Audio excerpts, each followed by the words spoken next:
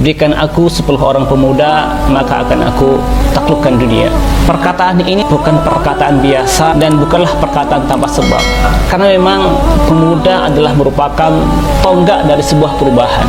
Pemuda adalah merupakan tonggak dari majunya sebuah peradaban. Oleh karena itu, sudah saatnya pemuda itu berperan. Pemuda berperan adalah pemuda yang memiliki kontribusi dalam setiap sebuah perubahan. Ketika Rasulullah diangkat menjadi nabi di usia 40 tahun, Rasulullah di awal dakwahnya mendakwai seorang pemuda. Di kalangan anak-anak ketika itu adalah Ali bin Abi Thalib, usianya 8 tahun. Kemudian Rasul mendakwahkan sahabatnya, yaitu Abu Bakar, usianya 27 tahun. Nah, kemudian ada seorang pemuda yang juga masuk Islam, yaitu Arqam bin Abi Arqam, usianya 12 tahun. Dan kemudian Musa bin Umair, usianya 24 tahun. Jadi di sekeliling Rasulullah itu adalah para pemuda-pemuda. Coba kita lihat peran pemuda di sini. Yang pertama adalah kita melihat Abu Bakar. Dakwahnya luar biasa.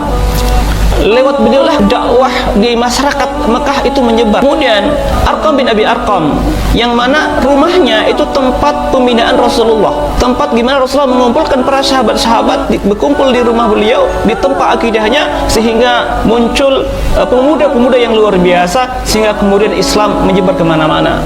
Nah, kemudian Musa bin Umair, usianya 24 tahun. Siapa itu Musa bin Umair? Beliau adalah duta Rasulullah yang diutus Rasulullah ke Madinah, yang mana lewat dakwah beliau di Madinah, kemudian Madinah, seluruh rumah di Madinah tidak ada satupun yang tidak membicarakan Islam.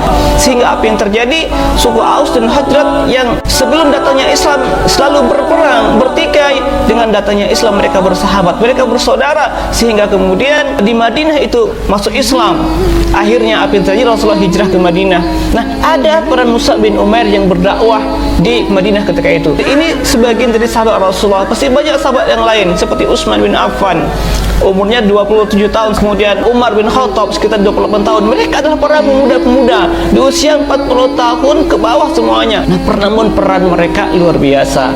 Itu kalau kau melihat dari di sekeliling Rasulullah. Kemudian setelah di Madinah, berbagai penaklukan, panglima-panglima Islam, mereka adalah para pemuda-pemuda. Contoh saja Usamah bin Zaid, ketika itu usianya 17 tahun, sudah menjadi panglima perang, pemimpin perang ketika itu menaklukkan, berperang dengan Romawi. Siapa yang dipimpin? Sahabat-sahabat senior, kan luar biasa. Siapa lagi kemudian? Muhammad Al-Fatih, coba bayangkan, usia 21 tahun, sudah mampu menaklukkan Konstantinopel, bahkan menjadi panglima terbaik.